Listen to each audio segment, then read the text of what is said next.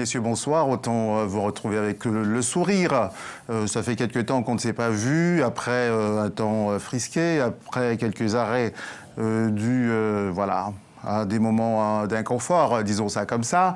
Nous nous retrouvons aujourd'hui avec joie, avec plaisir, d'autant que notre invité a fait l'effort à saluer ici, devant tout le monde, de partir de Strasbourg pour venir jusqu'ici et nous attendre pendant plusieurs jours, le temps que la machine se mette en place lui-même, qui nous a été envoyé par les ancêtres, déjà porteurs d'un très beau message, et les mêmes ancêtres qui, il y a quelques jours, lui ont redonné la santé. Je lui dis bonsoir, Monsieur Raphaël Odiongo, d'être venu jusqu'à nous, porteur d'un message très, très, très important sur un sujet que vous portez en vous, auquel vous avez consacré maintenant de nombreuses années, parce que le titre de l'émission qui apparaît quelque peu déjà au-dessous de votre écran, il annonce la couleur « Les Yoruba et la religion ancestrale africaine ». Alors, pourquoi les Yoruba? C'est ce qu'on va savoir tout à l'heure. Wanago, comme beaucoup les appellent quelque part du côté de l'Afrique de l'Ouest. Pourquoi eux? En quoi ont-ils gardé quelque chose qui nous remonte à avant que les religions que nous pratiquons massivement aujourd'hui n'arrivent à nous? Pourquoi eux? Qu'est-ce qu'ils pratiquaient comme religion? Alors, lorsqu'on fouille, lorsqu'on creuse, Raphaël Odiongo, on arrive où? Quand on creuse un peu. On arrive chez les Anna ou les Yoruba. D'accord. Et avant ça, on arrive jusqu'en Égypte. Jusqu'en Égypte. C'est bien cela. Oui. Alors, j'ai tout fait pour que vous nous parliez uniquement des Yoruba et des Anna aujourd'hui, mais Dieu, lui-même, il a voulu qu'on parle d'Osiris. Osiris qui... Parce qu'avec Osiris, on comprend tout. Avec Osiris, on comprend tout, vous avez tout dit. Donc, ce soir, nous allons intituler l'émission « Yoruba et la religion ancestrale africaine ». Mais c'était quoi cette religion? A-t-elle survécu jusqu'aujourd'hui? Où la retrouve-t-on? Quels sont les rites, les signes, les écritures qui en attestent encore de l'existence aujourd'hui? C'est ce qu'on va voir avec vous. Je vous fais confiance parce que vous êtes vous-même le fils d'une grande prêtresse de la religion, disons Anna, pour ne pas utiliser d'autres mots. Vous saurez nous dire ça tout à l'heure. Donc vous êtes autorisé à en parler, d'autant plus que vous avez quand même déjà une belle production d'ouvrages. Votre premier livre, premier livre dans l'ordre de l'empilement. C'est le dernier livre ici.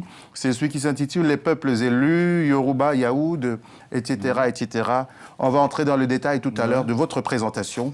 Après une petite virgule, vous nous direz qui vous êtes. Je suis M. Ndiago Raphaël, informaticien passionné d'égyptologie. Mon but est de savoir qui étaient les anciens Égyptiens, la relation de l'Égypte avec l'Afrique noire. D'accord. Mais sinon, votre parcours, d'abord, vous étiez informaticien, vous êtes à la retraite maintenant, mais ça fait maintenant de nombreuses années que vous faites des recherches sur l'histoire de l'Afrique, la religion africaine, et vous avez écrit successivement ces ouvrages-là. Par lequel avez-vous commencé? Par Osiris même. Osiris, celui-ci, celui-là. Corpus Osiris, le Messie. D'accord. Ensuite, vous avez écrit... L'ancienne Égypte et les Hébreux. L'ancienne Égypte et les Hébreux, c'est celui-là. Et puis, vous avez écrit... L'ancienne Égypte et l'Amérique. Et l'Amérique, tout ça est fort passionnant. Et puis, celui-là... Le chaînon manquant. De l'histoire humaine. Parce qu'on nous a écrit de l'histoire. D'accord. Et celui-ci, ce sont les peuples élus, les Yoruba et les Yaoud. Juifs. Très bien. Donc voilà pour votre présentation. Vous vivez à Strasbourg, dans l'Est de la France, peu importe. Mais vous-même, vous êtes parti de votre Togo natal, porteur d'une très profonde culture. Oui, parce que j'appartiens à une famille religieuse. D'accord. Ma mère est prêtresse. Oui. Donc, je connais presque les rouages de la religion africaine ou des Anna. Très bien. Alors, commençons par le commencement. Pour rentrer dans le vif du sujet, parce qu'on a beaucoup de choses à se dire. Si je perds beaucoup de temps ici, on perdra du temps sur le contenu très important qui va arriver. Commençons par le commencement. Depuis tout à l'heure, je ne cesse de dire Yoruba et vous vous dites Anna. Dites-nous qui sont les Yoruba, qui sont ces Anna, où vivent-ils Et quelle est un peu Ok. leur histoire, leur société? Les Yorubas sont des Annas qui sont devenus musulmans aujourd'hui. Au départ, leur religion, c'est la religion égyptienne, de l'ancienne Égypte. Donc, c'est une branche de la tribu Anna. Ils portent le nom Yoruba parce que ce sont les adorateurs d'Osiris, comme les Yaoud, qui sont adorateurs de Yahoo. Est-ce que Yoruba signifie cela ou bien Yoruba veut dire adorateur d'Osiris. D'accord. Et comment vous découpez ça dans Yoruba? Yoruba veut dire homme. D'accord. Yo, c'est Yod. Osiris. Yod, D'accord. c'est le I de Yahoo. Et le même Y de Yahvé, j'imagine. Oui, c'est le même Y de Yahvé. D'accord. C'est pour ça que les Yoruba et les Yahoo sont les peuples élus. Parce que les anciens Égyptiens se considéraient comme les peuples élus. C'est-à-dire que les gens qui connaissent, ils sont proches de Dieu. C'est comme vous parlez de Jésus et les jésuites. D'accord. Leur nom est rattaché à Jésus. C'est comme ça, les Yoruba vivent la même chose. Ils vivent dans quelle partie de l'Afrique aujourd'hui? Les Annas vivaient au Nigeria au départ. Ils étaient au Nigeria. Leur capitale religieuse, c'est Ilé-Ifè. Le royaume d'Ifè. Le royaume d'Ifè, très connu. La civilisation de bronze la plus ancienne au monde. La plus ancienne. Mais, au temps de l'esclavage, ils sont obligés de fuir. Parce que les Béninois ou les Dahomey les achetaient pour les vendre aux Portugais, qu'on amenait au Brésil. Mais les Annas qui sont au Togo aujourd'hui, ce sont des gens qui ont fui l'esclavage et qui vivent à Tapamé. Et ce qui est important là, ils vivent entre 7 collines, comme Maroum. C'est ça qu'il faut voir. La ville se trouve entre 7 collines. Et ils ont gardé la tradition ancestrale. Est-ce que ce groupe Anna est composé de plusieurs groupes ou bien c'est un seul groupe homogène? La tribu Anna est grande, c'est une grande tribu. Il y a des composantes, c'est-à-dire les Yoruba et d'autres composantes encore. Les Évés sont quoi? Les Évés sont les voisins des Annas. Sont des voisins des Annas. En Égypte, il y a des Évés au nord et à Thèbes au sud, ce sont les Annas. Thèbes est la capitale des Annas en Égypte. D'accord. Les Ramsès, par exemple, sont des Évés. Alors, on y arrive. Donc, je résume notre propos. On parle d'un peuple qui s'appelle les Yoruba. Je dis Yoruba parce que la plupart des Africains connaissent. C'est ça comme, ouais. Les Annas sont une composante des Yoruba. Ouais. Ou ce sont les Yoruba qui sont une composante des Annas. Très bien. Qui vivent en Afrique de l'Ouest, tout ce qui est Bénin, Togo, Nigeria, on les trouve encore. Ils sont presque tous en Afrique. On les retrouve encore. Très bien. Ils vivent là et ils pratiquent des cultes religieux que dans vos recherches, vous avez remonté jusqu'à l'Égypte osirienne. Alors, comme vous nous parlez de l'Égypte osirienne, autant nous en parler tout de suite. C'est quoi la religion Yoruba? Et quel est son rapport avec ce fameux Osiris dont vous ne cessez de nous parler depuis tout à l'heure? Parce qu'ils adoraient Osiris. Chaque divinité a ses prêtresses et ses prêtres. Donc, les Yoruba étaient des gens qui adoraient le dieu Osiris dans l'Antiquité. Maintenant, ils sont devenus ils se sont convertis à l'islam. C'est pourquoi... Mais ils vivaient, quand les Annas vivaient au Togo, au Nigeria, ils ont fui, ils ont gardé la tradition jusqu'à Tapamé. Et ils pratiquent toujours la même religion. Bon, les Yoruba sont convertis à l'islam. Donc ce sont les Annas qui sont restés avec le culte des anciens, des ancêtres. Les Annas. Pardon. Parlez-nous finalement de cet Osiris pour partir du point central sur lequel vous ne cessez de revenir. On entend dire par certains que c'est un personnage légendaire. Vous soutenez que c'est un personnage qui a existé de la même manière qu'on peut parler qu'un Dieu descendu sur la terre, dans l'importance, l'écho qu'il a eu de son temps. Il naît à peu près à quelle époque? Osiris était un enfant divin, né du couple divin Geb et Nout. Il était né le 1er des 5 jours épagomènes, c'est-à-dire le 361e jour de l'année, soit le 26 décembre. D'accord. Il est né il y a 15 000 ans, à peu près avant. Il est de la tribu Anna, ce que les égyptologues appellent Anou. D'accord. À sa naissance, une voix se fit entendre. C'est le Seigneur de toutes choses qui apparaît à la lumière. Puis un homme nommé Pamilès entendit une voix qui lui ordonnait de publier, de crier à toute la ville de Thèbes que le grand roi, le bienfaisant Osiris vient de naître. Maintenant, les Grecs cherchaient à voir à quelle époque Osiris est né. Et c'est là que le père de l'histoire, Hérodote, est parti à Thèbes, chez les grands prêtres de Thèbes, et leur posait la question sur l'Osiris.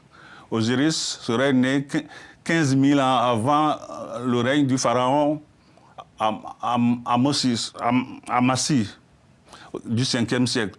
Ce qui veut dire qu'Osiris est né 15 500 ans, selon les prêtres égyptiens, avant Jésus-Christ. D'accord. C'est quelqu'un qui est né dans une Égypte qui était déjà une civilisation importante. Mais les gens étaient barbares. Ils menaient une vie comme des animaux. Et c'est Osiris qui serait leur rédempteur.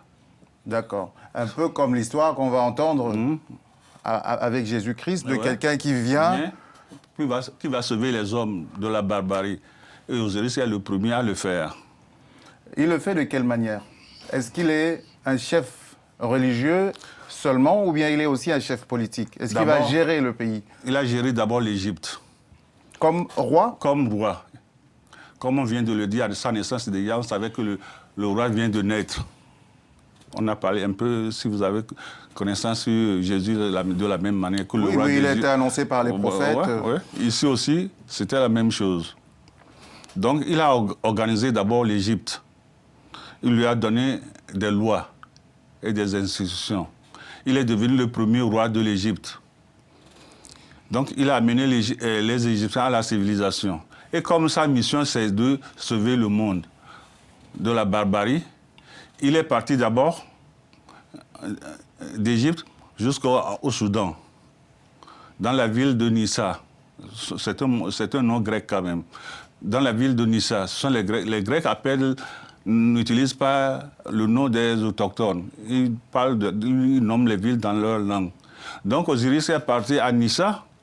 Il a trouvé le vin, la vigne.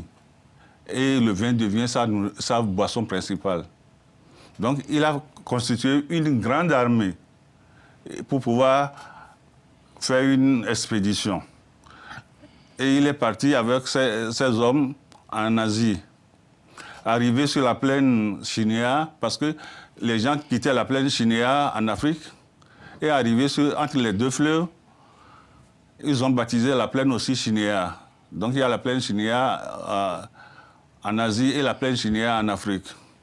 Donc il est parti de Nissa. Qui équivaut à quelle région aujourd'hui? C'est un peu au Soudan ou au Nibi. Et en Asie. Quand vous dites la plaine Shinéa, je tends l'oreille, ça me fait penser à un pays qui existe aujourd'hui et qui est immense. La plaine Shinéa, c'est une région entre les deux fleuves mésopotamiens. Mésopotamie, d'accord, c'est beaucoup plus proche. Ouais. D'accord. Donc sa mission est de sauver les gens qui se trouvaient en Asie. Donc il a commencé par fonder la ville. Donc c'était un chef politique, comme c'était le cas à l'époque. Il est aussi chef militaire, puisque quand il y a des expéditions, c'est parce qu'on a une puissance et qu'on peut traverser des nations. Et il est un chef moral, spirituel, religieux. Il édicte des lois pour diriger son pays et j'imagine tous les pays qu'il va rencontrer sur son chemin. Il va les civiliser. Il va les civiliser dans le langage de l'époque qui signifie aussi peut-être des annexions, des conversions. C'est ce qu'il a fait. C'est ce qu'il a fait. C'est ce qu'il a fait. Mais il a construit des villes aussi, il a bâti des villes pour lui-même, qui est Our, et pour son père, le Dieu créateur, qui est Thèbes. Quand vous dites Our, c'est Our qui est connu. Oui, c'est Our de Abraham. Oui. C'est l'endroit où il y a le temple Dieu Lune. Or, Osiris est lune aussi. Il n'a vécu que 30 ans, comme le cycle de la lune. C'est 30 ans. Donc, je parlais de Plutarque. Plutarque est parti, il est parti demander quand est-ce qu'il est né. On lui a dit, c'est 15 000 ans avant Jésus-Christ, avant Pharaon Amassi. Or, Pharaon Amassi a vécu 500 ans avant Jésus-Christ. Donc, ça fait 15 500. Les Égyptiens eux-mêmes ont laissé des traces d'Osiris, des traces écrites, des représentations. Des représentations d'Osiris. Et eux-mêmes, dans leur littérature, attestent que c'est quelqu'un qui a vécu. Oui, oui. Parce que quand vous allez au Louvre à Paris, vous verrez le travail d'Osiris.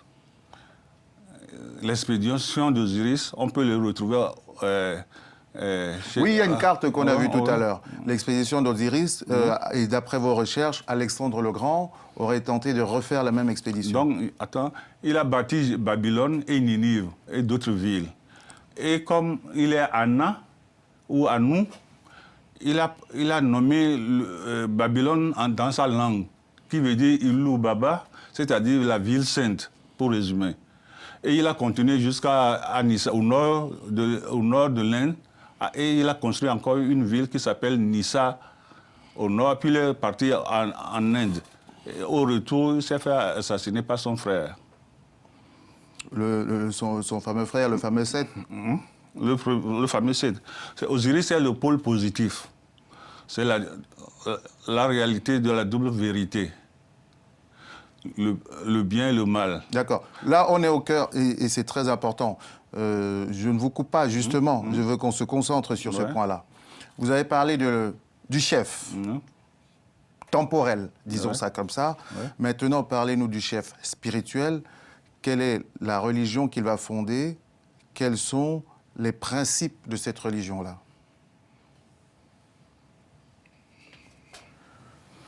Parce que vous venez de commencer à en parler, avec la double vérité, avec Osiris et Seth. D'ailleurs, d'abord, on sait qu'il est avec sa sœur. Isis et Osiris, c'est toujours ensemble. Il s'est marié avec Isis parce qu'il veut conserver l'ADN divin. Donc, il s'est marié avec Isis que les pharaons vont continuer à faire. Mais ce n'est pas pour le peuple, c'est pour les divinités et les rois, pour qu'ils puissent conserver leur sang pur. D'accord. Et sur le plan spirituel et moral, puisque ça doit aller de pair, quelles sont les lois qu'il va mettre en place? Il a appris aux hommes de respecter les dieux.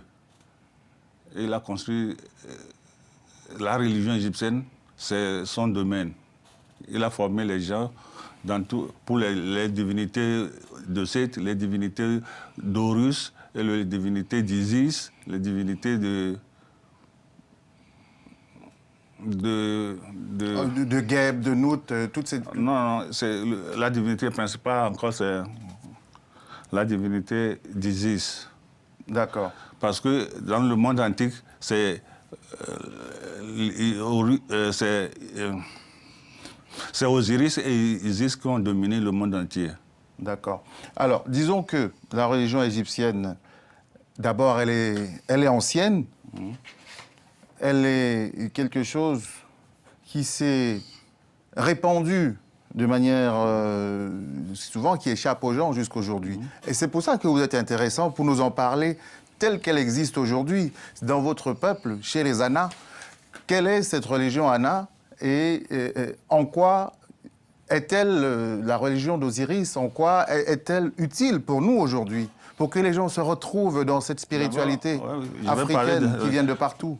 Osiris est utile pour nous parce que sa religion, comme je viens de dire, c'est ça qui a donné la vérité de la double vérité, c'est-à-dire le positif et le négatif. C'est grâce à ça que la science est née. C'est la base de la science. Sans les deux choses, il n'y a pas de matière. Expliquez. Si vous voulez nous dire les choses. Quand vous voyez l'électricité, il y a le signe plus et le plus signe moins. Sinon, il n'y aura pas de lumière. Osiris est le signe positif, le bien.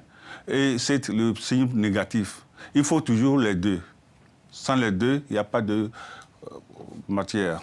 Est-ce qu'on adore le signe négatif aussi? On l'adore aussi.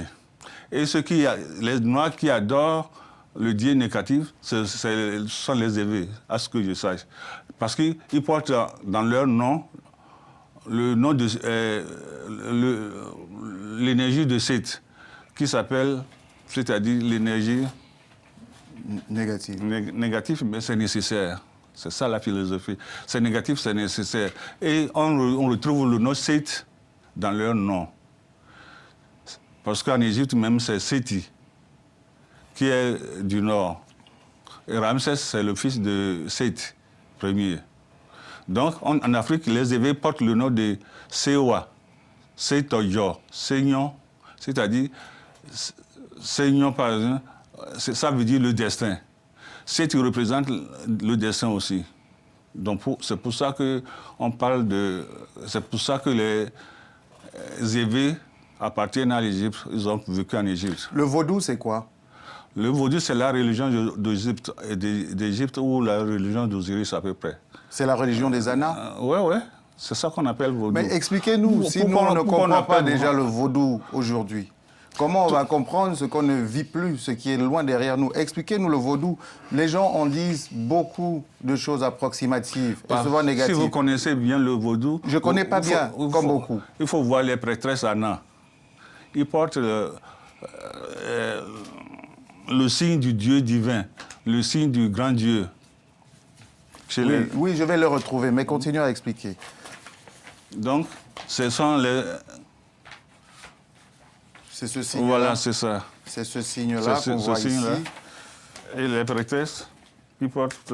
Les prêtresses, elles l'ont... Mais continuez votre explication. Les prêtresses portent le signe. C'est la survivance de la religion égyptienne. Voilà le signe qui veut dire Dieu. Donc, les Anas continuent de le pratiquer. Mais ce que moi je vous dis, c'est que si on veut parler des Yoruba et qu'on parle des Égyptiens, l'Africain d'aujourd'hui, qui vit à côté des Yoruba, il a une occasion de se réconcilier avec la religion de ses ancêtres. Et vous qui connaissez bien cette religion, vous pouvez nous en parler telle qu'elle est aujourd'hui. La religion Yoruba, c'est quoi son principe? Quelles sont ses divinités? Quelle est sa morale? Quelles sont ses règles? Même si on ne dit pas tout, dites-nous un peu. Toutes les religions ont une seule...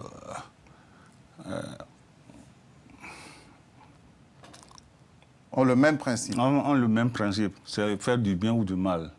Faire du bien ou du mal? Enfin, c'est choisir c'est une philosophie. C'est choisir le bien au détriment du mal ou bien c'est... Mais c'est à l'homme de choisir le bien ou le mal. D'accord, mais le bien et le mal existent. Ça existe dans la nature. Et on ne peut pas faire l'un sans l'autre. Sinon, c'est une grande philosophie. En fait, vous voulez dire, enfin, je vous pose la question, est-ce que vous voulez dire que le bien n'existe que parce que le mal existe? Les deux doivent exister, sinon il n'y a rien. Et c'est le principe de la religion vaudou? Vaudou. D'accord, c'est un principe que vous pouvez développer parce qu'il y a des religions qu'on dit manichéennes, c'est-à-dire qui estiment que le bien existe en tant que lui-même. Ça ne veut pas dire que le mal n'existe pas, mais que le bien doit toujours triompher du mal. Mais c'est à l'homme de faire tout pour que le bien prédomine. C'est à nous de choisir le bien et de pratiquer le bien, mais on ne peut pas toujours faire du bien. On fera toujours le mal. Donc c'est dans la dialectique qu'on devient meilleur. C'est-à-dire qu'on fait du bien et quelquefois on chute. On ne peut pas faire seulement du bien. D'accord, ça c'est le principe de l'élévation spirituelle. Mais dans le culte de la religion vaudou, quelles sont, disons simplement, sans entrer dans les principes, quelles sont les divinités existantes? C'est presque la divinité égyptienne. Comment s'appelle-t-elle, par exemple? Le dieu Amon, c'est le dieu Sceau, que les Grecs appellent Zeus. Le dieu d'Osiris, c'est chez nous, Chakbana. Et il y a le dieu Lune, qui est à peu près Isis aussi. Donc, on ne peut pas dire... Il faut passer chez les Grecs pour voir comment les dieux fonctionnent. parce que ce sont eux qui expliquent mieux les divinités. Ici, en Afrique, on ne peut pas nous, quand on n'est pas initié, tu n'es pas informé, il faut être initié pour que tu saches tout. Mais on sait qu'il y a des divinités X, Y, comme Esso, qui veut dire le tonnerre, qui est Zeus et Jupiter chez les Romains. Le reste, il faut être initié pour pouvoir comprendre. Si on n'est pas initié, on n'est pas informé de tout. Mais il y a quelque chose qui est intéressant ici. Osiris, dans son expédition, a fait beaucoup de choses. C'est-à-dire ils avaient déjà l'écriture en Égypte et en partant, ils ont initié la Mésopotamie en écriture. J'ai compris que beaucoup de savants pensent que l'écriture est venue de la Mésopotamie en Égypte. Or, on a un prêtre qui s'appelle Béroze, du IIIe siècle, qui a écrit en grec l'histoire de sa région au grec. Et ce sont les chrétiens, seuls les chrétiens qui ont récupéré ces écrits et qui ont émis des paragraphes dans leur tradition. Qu'est-ce qu'il dit? C'est le livre de Dieu. L'écriture, les gens attends. Allez-y. En fait, vous voulez nous parler de l'origine de l'écriture, c'est bien ça? Oui. Le prêtre chaldéen Béroze du IIIe siècle qui écrivait en grec l'histoire de son pays. Ces écrits étaient recueillis par les premiers chrétiens qui le citaient dans leurs livres.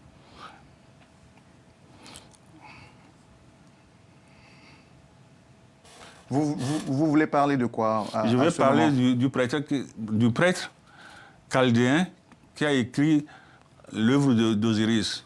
D'accord. Et les Chaldéens qui étaient eux-mêmes qui? Les Chaldéens qui étaient les survivants des Couchites. Des Couchites qui ont fondé Sumer. C'est ça, ce sont les Chaldéens, les descendants, les anciens des Chaldéens étaient les Sumériens.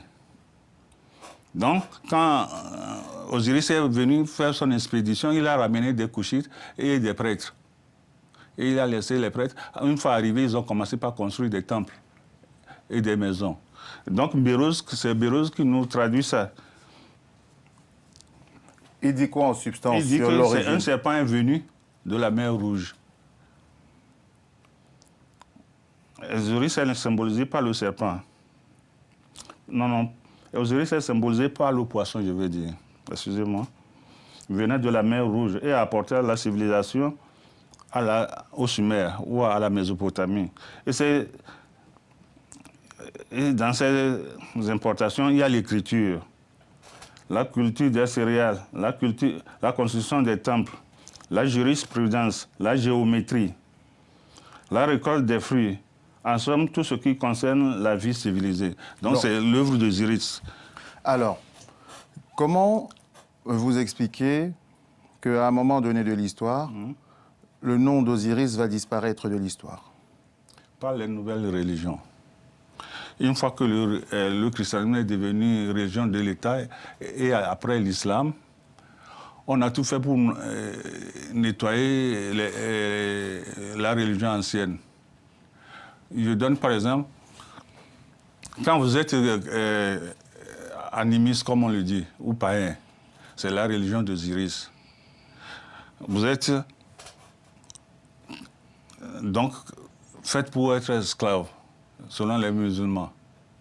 Pour les musulmans, quand tu n'es pas islam, on t'achète, ou on te prend, ou on te vend comme esclave. C'est à partir de là que la religion égyptienne a disparu.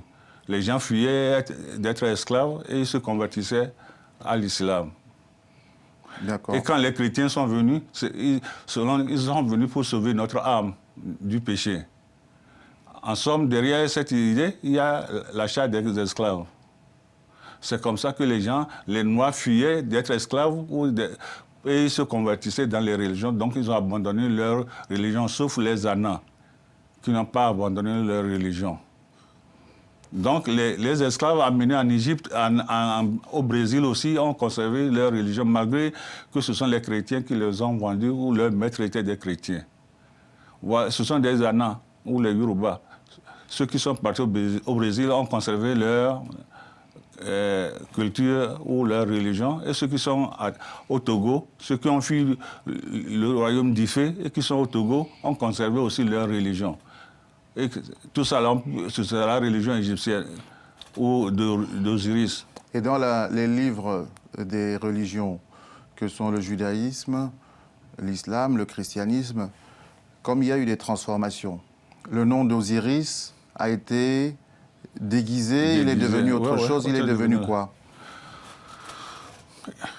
Par exemple, Allez-y sans les supports, parce que supports. vous perdez le fil de la pensée. Allez-y directement. On a pris la même divinité, on lui a donné un autre nom. Par exemple? Par exemple, Yahoo, quand Yahoo est devenu Yahvé. D'accord. Et Yahoo, c'est Osiris? C'est le nom qu'on peut prononcer pour Osiris. On ne doit pas appeler son nom. Non, on ne doit pas prononcer son nom. Donc il y a un nom populaire qui est Yahoo. Et c'est ce Yahoo qui est devenu Yoruba. Dans Yahoo, il y a Yoruba et il y a Yaoud. D'accord. Et l'équivalent dans la Bible, c'est que vous nous parliez, pendant qu'on préparait cette émission, vous nous parliez de Nimrod. Qui est Nimrod? Nimrod, c'est le nom d'Osiris chez les Sémites. Chez les Sémites, c'est-à-dire les Arabes et les Juifs. Surtout les Juifs, les Arabes.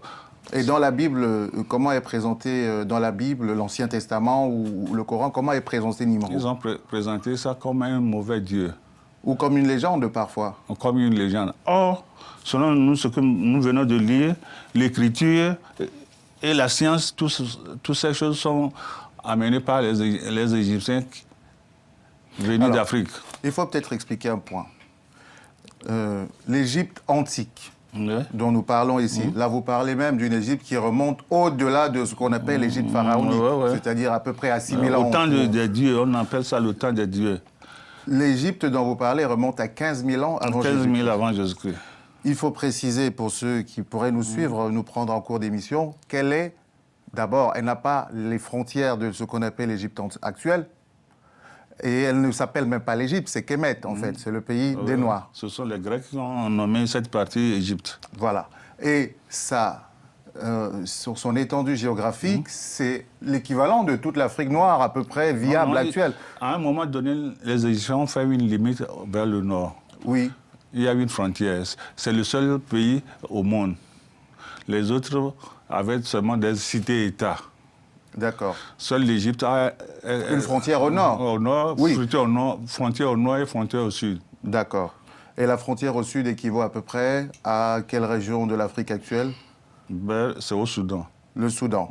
C'est ça qu'on appelle la Nubie. Alors, quand nous sommes dans cette zone-là, un homme apparaît à peu près 15 000 ans avant Jésus-Christ, selon vos recherches, et vous n'êtes pas le seul à conclure à l'existence physique de celui qu'on appelle Osiris, qui est le fondateur, on va dire, du panthéon égyptien, de leur cosmogonie, de leur conception de l'origine du monde, c'est-à-dire un dieu fait homme.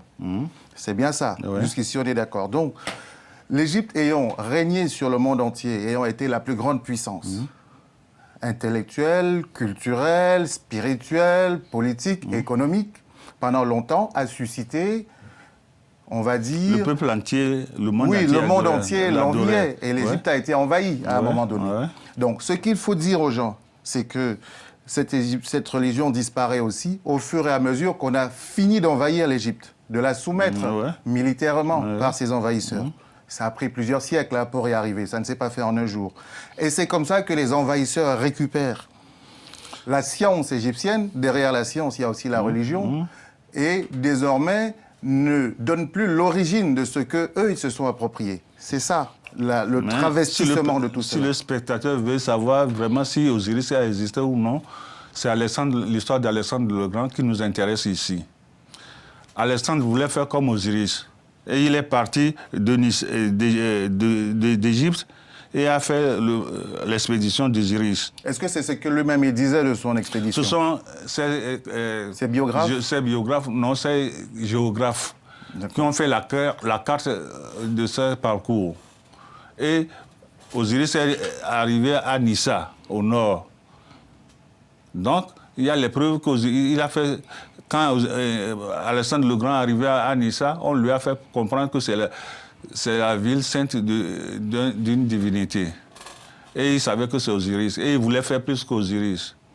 Donc, est-ce qu'on peut dire que finalement, la religion... la carte, on voit la carte, on voit les Koushites en Asie. Si ceux qui étaient les élèves des Égyptiens, qui étaient noirs, des Africains comme on les appelle aujourd'hui, si ceux qui étaient leurs élèves, par exemple les Juifs, ceux qu'ils ont, on va dire avec les mots d'aujourd'hui, colonisés, des pays qu'ils ont créés, des villes qu'ils ont fondées, si tout cela crée une religion sur la base de ce que les Égyptiens leur ont enseigné, et que cette religion, après un grand détour, que ce soit par le judaïsme, l'islam ou le christianisme, revient en Afrique, mais dans d'autres circonstances historiques et bien plus tard. D'abord, les Africains ont oublié qu'ils en sont porteurs, et la manière dont on la leur ramène par la force est quelque chose qui peut être troublant.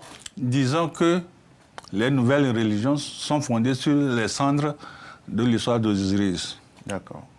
Donc, on retrouve la religion Osiris dans toutes les religions, sauf qu'on leur donne de noms différents. Noms. On retrouve les mêmes principes. Un Dieu fait homme. Un Messie qui était attendu par son peuple. On retrouve le même principe. Il est adoré à sa naissance, comme avec l'histoire des rois mages. On retrouve les principes aussi d'un héritage qu'il a laissé, qui est spirituel, avec des héritiers qui ont continué un culte osirien. Dans l'Afrique actuelle, on parlait des Yoruba, comment vous pensez que l'Africain peut se réconcilier avec lui-même? C'est-à-dire, il faut faire un retour aux sources. De quelle manière? Il me semble que... C'est pour ça que je veux que vous me parliez de votre peuple. C'est pour ça qu'il faut parler du Bénin. Le Bénin a déjà commencé ce retour aux sources. Et il me semble qu'au Togo, maintenant, ils ont commencé par faire le retour aux sources aussi. Si je vous dis que les hommes de lumière, par exemple, c'est la religion égyptienne, et si les annales sont les Égyptiens, et c'est la religion égyptienne est à la base de toutes les religions. Si les hommes de lumière font retour à notre religion, et nous-mêmes, on abandonne notre... C'est quoi les hommes de lumière? Les hommes de lumière, ce sont eux qui ont développé l'Occident. Les hommes de lumière sont les grands personnages savants Vous parlez du siècle des Lumières? Le siècle de lumière. Le siècle de lumière est fait par les hommes de lumière. Ils sont retournés au principe de l'Égypte ancienne, la religion de l'Égypte ancienne. Et vous voyez ce qu'ils ont fait. C'est pour ça que certains pays comme le Bénin et le Togo veulent retourner un peu à la source. De quelle manière ils le font concrètement aujourd'hui? Ils essaient de reproduire, ne pas abandonner l'ancienne religion. Cependant, les Yoruba du Brésil arrivent à associer la religion égyptienne et la religion chrétienne. Parce que Jésus est une photocopie d'Osiris. Ils assimilent Isis à Marie. Et d'abord, le nom de Marie, c'est Mary, aimée. Isis est appelée Mary, c'est-à-dire la femme la plus aimée sur toute la planète. Donc, Marie aussi, Marie vient du verbe aimer. Donc, Mary, la mère de Jésus aussi porte le nom d'Isis, donc de la femme d'Osiris. Donc, on peut voir beaucoup de choses, beaucoup de noms qui sont dans les autres religions, si on veut les chercher. Quels sont les avantages aujourd'hui, par exemple au Bénin et au Togo, que vous prenez en exemple, de revenir à la religion de nos ancêtres? Moi, je prends toujours les hommes de lumière. Si les hommes de lumière ont tout inventé, et ils se sont servis de la religion égyptienne, alors que nous... Mais si quelqu'un vous dit de prouver cette affirmation, ils s'en sont servis comment? Est-ce qu'ils l'ont affirmé quelque part? Ils l'ont affirmé, ils l'ont dit, que les autres sont les Égyptiens? Non, non. Ils disent que la religion égyptienne est la meilleure des religions. Et les autres, les religions, ce sont des bornés. Il dit carrément que ce sont des bornés. On sait par exemple que Hegel, il le dit quelque part, les Grecs trouvèrent certainement les fondements de leur religion et de leur culture en Asie, en Syrie, en Égypte, mais ils sont si bien parvenus à effacer leur origine étrangère, elle a tant changé, a été si souvent manipulée, renversée et finalement transformée que ce qu'ils apprécient, connaissent et aiment, comme nous d'ailleurs, leur appartient pleinement. En substance, même s'il a été très très dur, le même Hegel avec les Africains, mais sur un autre plan, sur l'esclavage par exemple. Il n'était pas le seul. C'est un peu ça le paradoxe. Mais ici, il a dit la vérité. C'est un peu ça le paradoxe avec l'Afrique. À chaque fois, on se sert de la substance qu'elle a donnée au monde, le respect du sacré, et dans le même temps, c'est en Afrique que la vie n'a pas été sacrée. Parce qu'on en a fait, excusez-moi, une boucherie, quand il a fallu se développer, comme ils disent, maintenant. C'est aussi ça, toutes ces contradictions-là, qui sont un problème, même pour l'Africain qui est croyant aujourd'hui. Il se demande à quoi lui sert finalement cette religion. S'il se demande à quoi lui sert, quand on a perdu sa tradition, on a perdu son âme. Donc actuellement, nous avons perdu nos âmes. Il faut qu'on retrouve notre âme avant de faire quelque chose de positif. Donc, un retour aux sources est nécessaire. Est-ce que la tradition, c'est la religion? Dans la tradition, il y a la religion, parce que la religion nous donne des contraintes, des choses à respecter et des choses à ne pas faire. Voilà. Si vous respectez la religion, vous respectez la société. Quelle est, dans la religion, Anna, par exemple, qu'est-ce qu'on dit sur la mort? Puisque la mort est un sujet central de la religion. La mort n'existe pas. C'est pour ça que chez les Anna, on donne à manger aux morts. On fait des choses aux morts. On consulte les morts. Ils ne sont jamais morts. Ils ne sont pas très loin de nous. On peut les consulter et leur donner à manger. Et ils répondent? Ce sont les initiés qui répondent à ça. Et quand tu es initié, tu ne dois même pas parler. Voilà le problème. Quand on est initié, on n'a pas le droit de parler. C'est comme la Rose-Croix à peu près. La Rose-Croix est issue de la religion égyptienne. Et ils pratiquent la même chose. Je ne vais pas dire que la Rose-Croix ne parle pas aussi, jusque ces derniers temps. Et pourquoi on ne parle pas? Parce que quand on ne parle pas, finalement, on ne transmet pas. C'est-à-dire qu'il faut être initié pour avoir écouté des choses ou voir des choses. Si on n'est pas initié, si on n'est pas préparé d'avance, on n'arrive pas. C'est déjà interdit pour les initiés de dire des choses que les initiés doivent comprendre à un non-initié. C'est une loi ferme. Et un principe qu'il y a dans une religion qui est le bouddhisme, et selon même la carte qu'on regardait tout à l'heure, Osiris est arrivé jusqu'en Asie, le principe de la réincarnation. Est-ce que les morts reviennent? Ils ont pris ça de l'Égypte.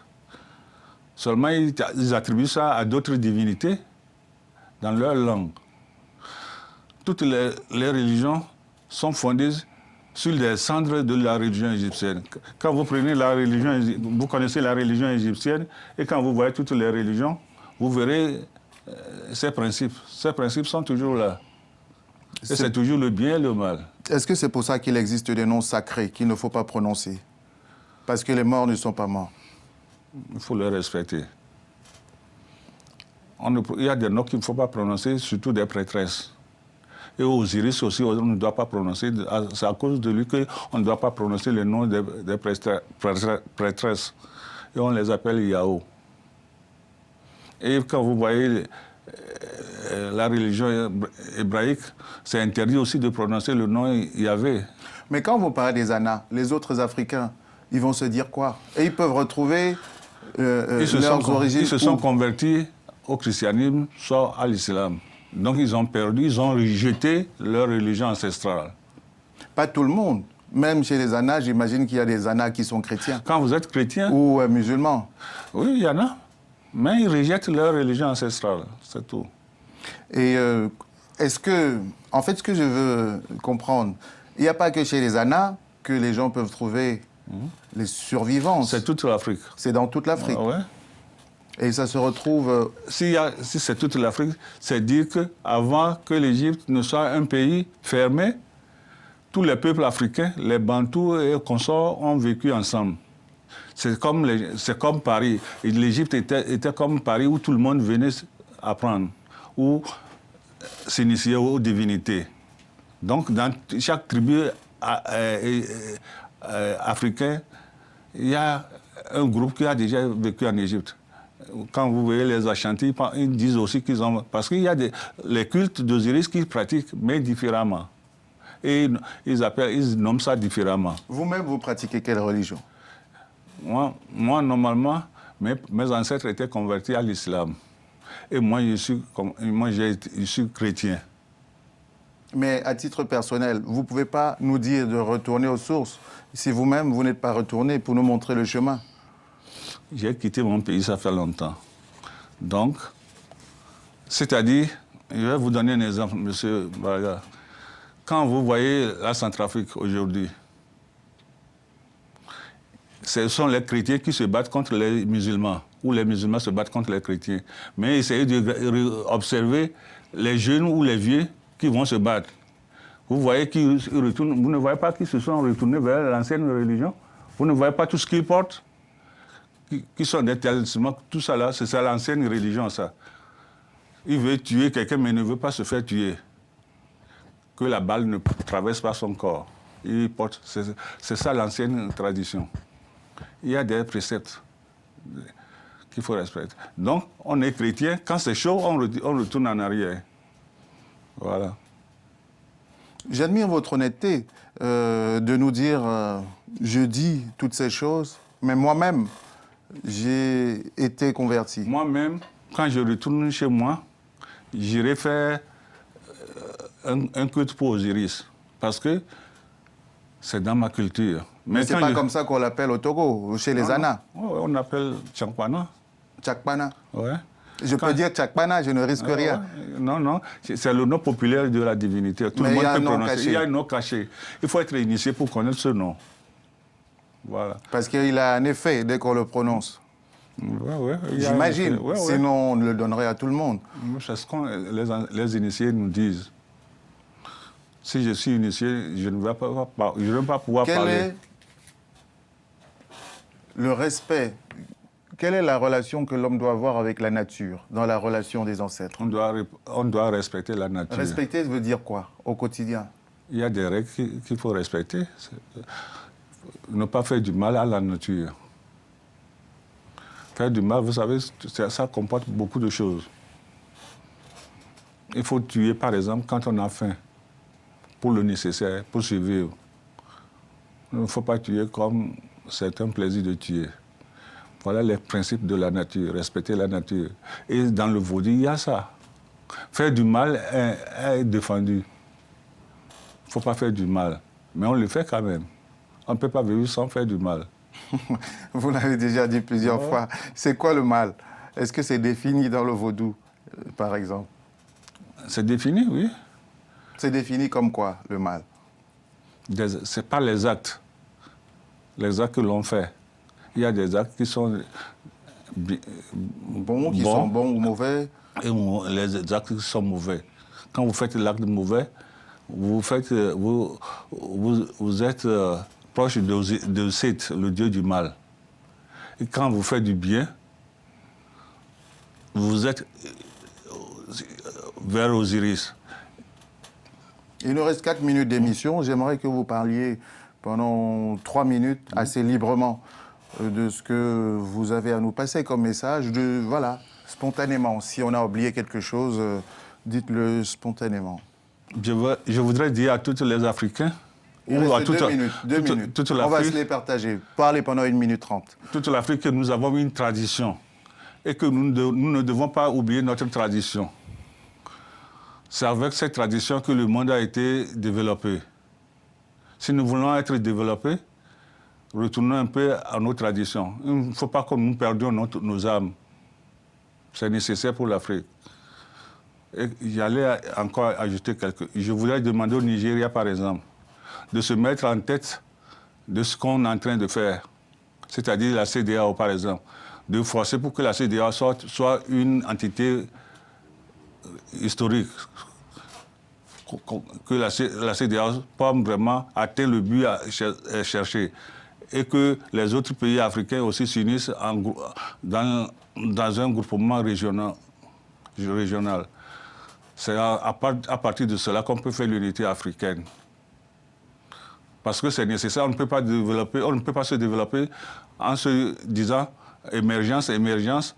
Qu'est-ce que nous voulons vendre à l'Europe? Quel produit fini on peut vendre à l'Europe? On va faire des voitures en Afrique et vendre à l'Allemagne? Je ne pense pas.